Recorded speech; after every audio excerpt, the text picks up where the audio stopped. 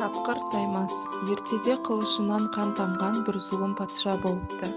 Ол жоқты сылтауратып, жазықсыз халықты жазалай беріпті. Сол елде адал еңбегімен күн кешкен Таймас деген ақылды жігіт бар екен.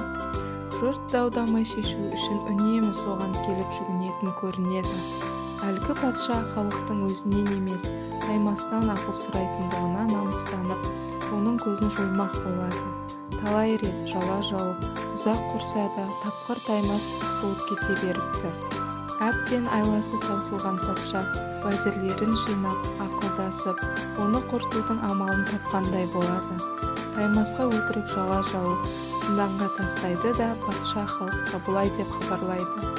Уа халайық, үкімім әділ болуы үшін екі қағаздың біреуіне өмір, екіншісіне өлім деп жазамын.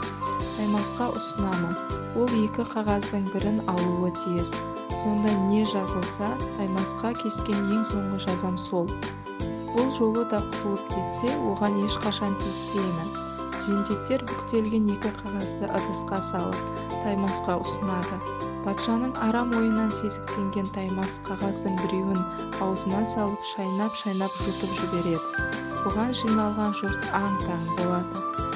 Оның тосын қылығын күтпеген хан да не істерін білмей сасып қалады.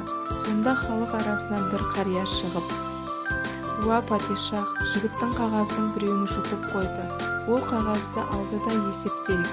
Ендеше қалған қағазды ашып оқиық та жігіттің жұтқан қағазына не жазылғанын білейік» депті. Екі қағазға да өлім деп жазған патша амалсыз қалған қағаздағы сөзді оқуға мәжбүр болыпты. Осылайша тапқыр Таймас патшаның зорлық-зомбылығынан бір жола құтылыпты.